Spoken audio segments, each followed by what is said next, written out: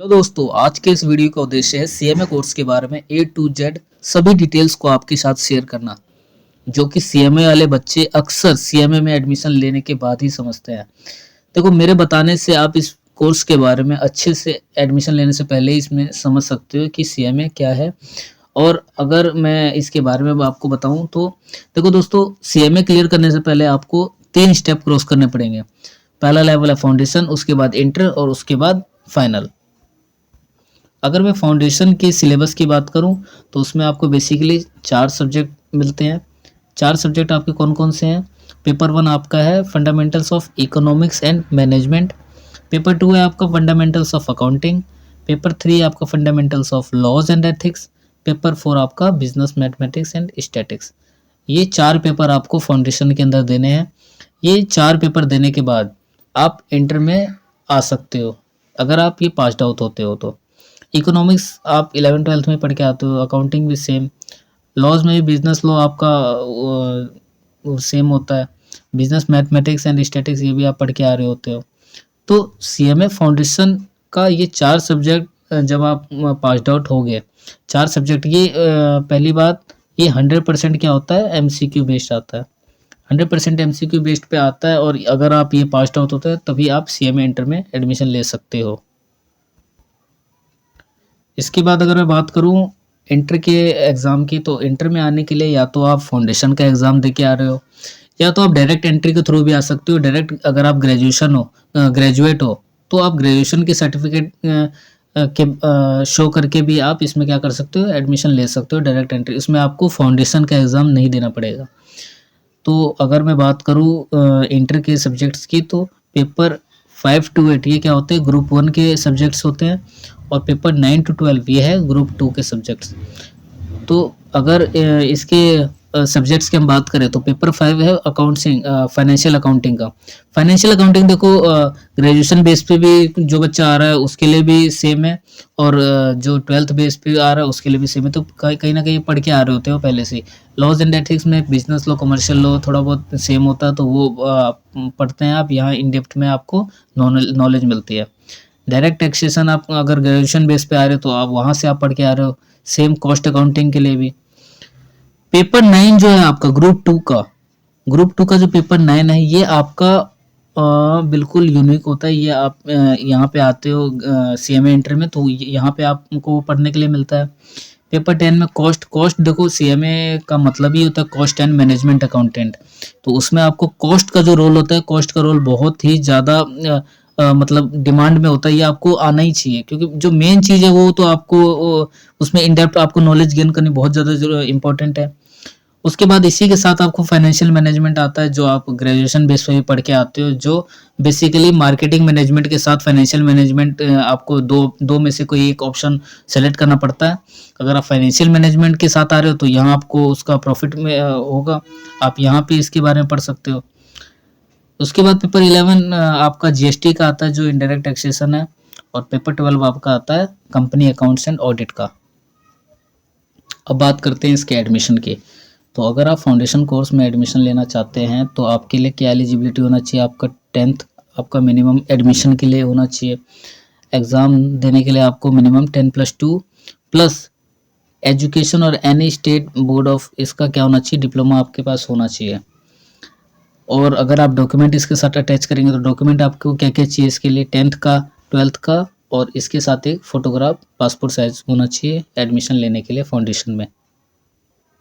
उसी के साथ साथ अगर आप इंटरमीडिएट में एडमिशन लेते हैं तो इंटरमीडिएट में एडमिशन लेने के लिए आपको क्या चाहिए, आपको 10+2 या फाउंडेशन पास्ड आउट होना चाहिए। सीएमए फाउंडेशन एग्ज़ाम देने के बाद अगर आप वो पास्ड आउट हो जाते हैं तो आप इसमें एडमिशन ले सकते हैं, या ग्रेजुएशन होना चाहिए in any discipline other than fine arts या फाउंडेशन। ये एंट्री लेवल आपको देने के बाद आप क्या कर सकते हैं, डायरेक्ट एंट्री के थ्रू भी आप इसमें एडमिशन ले सकते हैं इंटरमीडिएट में। या फिर अगर आप सीएस में फाउंडेशन पास्ड आउट है या chartered accountant intermediate passed out है तो भी आप इसमें एडमिशन ले सकते हैं। इसके साथ डॉक्यूमेंट आपको क्या क्या चाहिए? डॉक्यूमेंट के लिए आपको मैट्रिक्स यानी 10th और 12th और इसके साथ अगर ये थर्ड सेक्शन क्या कह रहा है, अटैच्ड कॉपी ऑफ डिग्री, यानी ये जो बी पार्ट में आपको जो बोला हुआ है कि सीएस का फाउंडेशन पास और सीए का इंटरमीडिएट पास, ये डिग्री आपको यहाँ पे शो करना पड़ेगा। उसके बाद आपको फोटो, एक passport size photo copy, sorry photo, ये आपको शो करना पड़ेगा, मतलब ये आपको डॉक्यूमेंट चाहिए एडमिशन के लिए। इसी के साथ साथ अगर मैं इसकी सैलरी के स्कोप के बारे में भी बात करूं तो वो उसमें आ जाता है। इसकी सैलरी के बारे में अगर मैं बात करूं तो इसकी एवरेज सैलरी इसकी 5 to 8 lakhs, 5 to 8 lakhs per annum, ये आपको फ्रेशर, एज ए फ्रेशर आपको मिलता है। हाल ही में अभी एक स्टूडेंट है जिसने 27 लाख का भी पैकेज लगाया। हालांकि वो थोड़ा एक्सपीरियंस था तो उसके साथ उसको 27 में मिला है। अभी तक हाईएस्ट पैकेज 22 लाख का जा चुका है। तो ऐसा नहीं है कि सीएमए कोर्स बेकार है। देखो, इसके लिए आपको स्किल्स की बहुत ज़्यादा स्किल्स की अहमियत बहुत ज़्यादा है इसमें। स्किल्स प्लस अटेम्प्ट आपका कम से कम होना चाहिए, स्किल्स आपका हाई टू हाई होना चाहिए। जितना ज़्यादा आपका स्किल होगा उतना ज़्यादा आपका रिक्वायरमेंट होगा, उतना ज़्यादा ही आपको सैलरी पैकेज ही मिलता है। देखो, ऐसा नहीं होता कि आप पास हो गए रटाए, मतलब एक तो वैसे पास नहीं हो सकते इसमें रट के, और अगर आप कैसे बिना नॉलेज के अगर पास आउट होते, कैसे भी अगर मैं बात करूँ कि अगर आप हो जाते हो तो बिना नॉलेज के अगर आप हो जाते हो तो फिर उसमें आपको स्कोप क्या होता है, स्कोप उतना नहीं मिलता। फिर वो बच्चे कहते हैं कि इसमें सीएमए कोर्स बेकार है, तो ये वगैरह वगैरह। तो ये आपको फ्रेशर के तौर पे तो एवरेज आपको 5 to 8 लाख मिल ही जाता है, और उसके साथ साथ अगर आपकी स्किल्स हाई हैं तो वो आपको सैलरी पैकेज उस हिसाब से मिलता है। इसी के साथ साथ अगर मैं बात करूँ इसकी ट्रेनिंग की, तो ट्रेनिंग में इसमें बेसिकली क्या होता है, ट्रेनिंग इसके अगर आप सीएमए इंटर का एग्ज़ाम दे के आते हो, सीएमए इंटर पास्ड आउट हो चुके हो, तो आप वहाँ से कैरी हो जाते हो, मतलब वहाँ से आगे बढ़ते हो। आप किस में आते हो, आप सीएमए फाइनल में आते हो।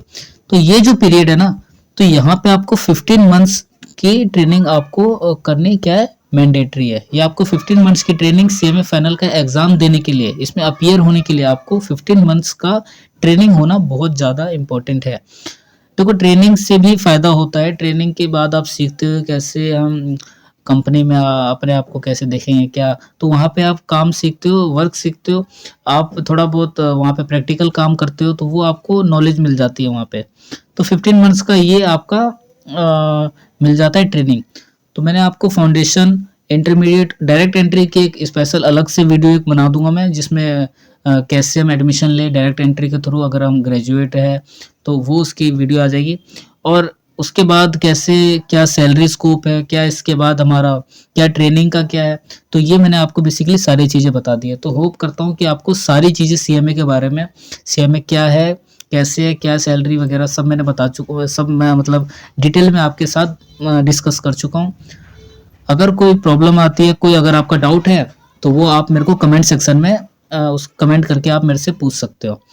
तो गाइज, इसी के साथ मैं वीडियो एंड करता हूँ। होप करता हूँ आपको वीडियो अच्छा लगा होगा। अगर आप चैनल पे नए हैं तो लाइक और सब्सक्राइब करना ना भूलें।